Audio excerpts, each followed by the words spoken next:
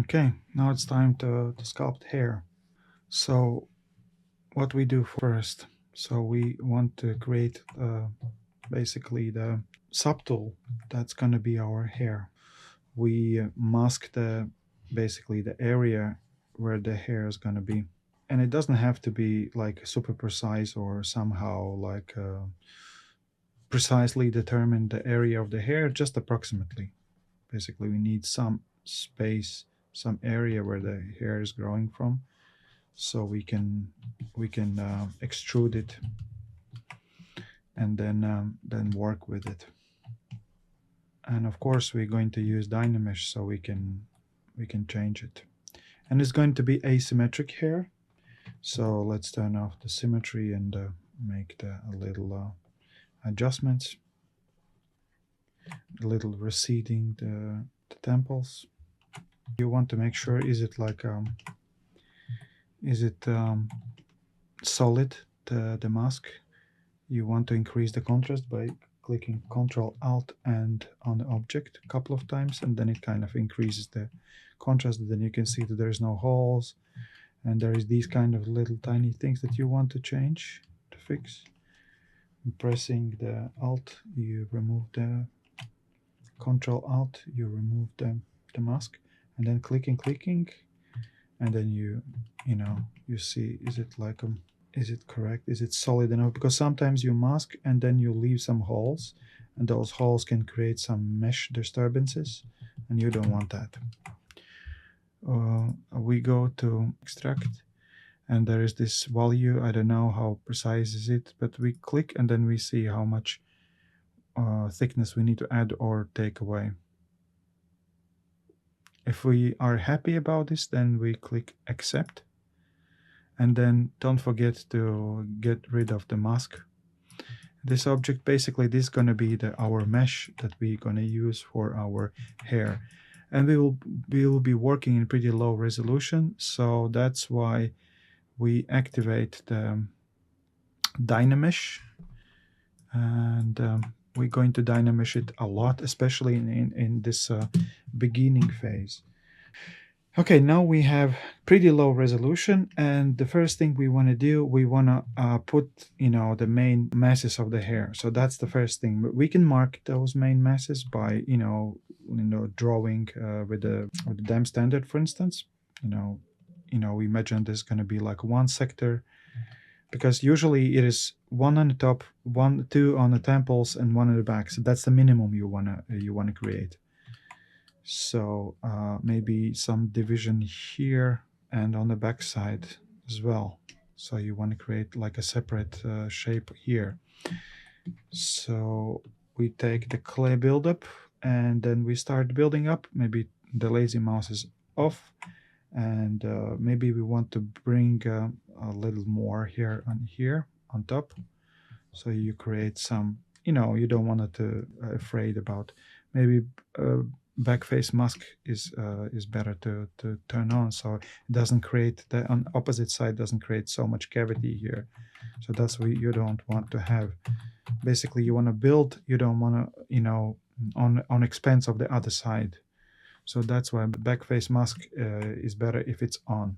Okay, then we have temples, we have on top something, we give some volume for the hair. And you don't want to start with the individual hairs or hair elements. So basically the hairs have like a 3 levels of sculpting. The classical hair has like a 3 levels of sculpting. First level is the big masses, like on top, two on the sides, one on the back at least.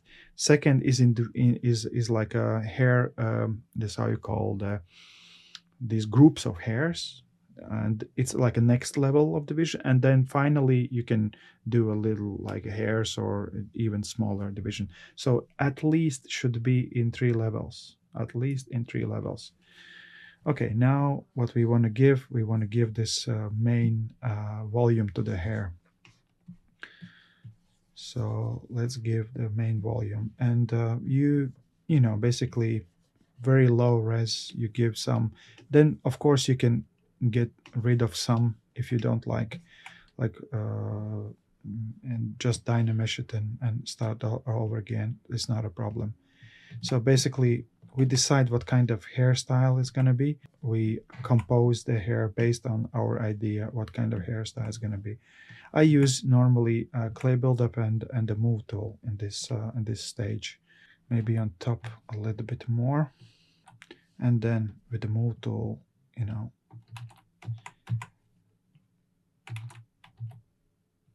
maybe not so much with the move tool, because if you go very close with the move tool to the edge, then as you can see it kind of lifts away from the head, and then it might create some problems for you. But don't be afraid to go inside, basically to create some conflicts with the head. That's not a problem, and especially when you create hair, it's not a big problem. Maybe too much on this side. Maybe let's bring it a little bit down here. Maybe it's a lot. Be free. Basically, what you want to do in this stage, you just want to, you know, decide what kind of hairstyle you're gonna create. So, and don't work on details, just like the main shapes. And sometimes when you push and then you see the skull is, you know, is coming out, you can even correct the skull shape, because, you know, most important is the end feeling, end looking. And if the skull turns out that the skull is a little bit too big, the occiput, for instance, is too big, then you don't afraid to just get, because anyway, the character will not be bald, so you don't want to worry about the, you know, the skull shape. If the skull shape is too big, then you want to reduce the skull. And but you know, you just switch off the hair, adjust the skull, and then switch hair again. So that's what you want to do. So let's decide what kind of hairstyle you're gonna have. So maybe a little bit more in the front. I think maybe turn on the lazy mouse. You can already give some directions to the main shapes. And with the move tool, you can reduce if you think somewhere is too much. It's quite a bit of hair, but no details yet. It's too early for details. Just like the main shapes.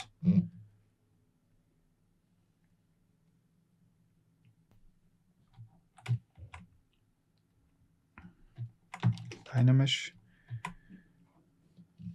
And maybe with the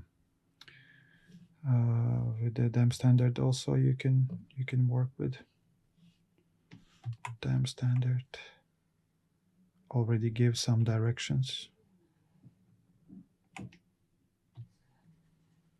Basically any brush can be used in this stage. Like the general feeling, that's basically the main idea. The general feeling.